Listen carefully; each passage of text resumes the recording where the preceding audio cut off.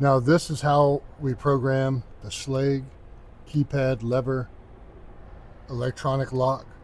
Your lock might be different, follow the instructions, but if you're using this Schlage lever activated electronic keypad lock, this is how you program it.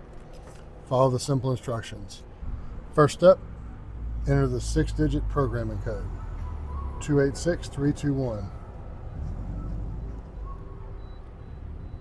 Press Schlage, the keypad turns blue, press 1, wait for 3 orange beeps, enter our new code.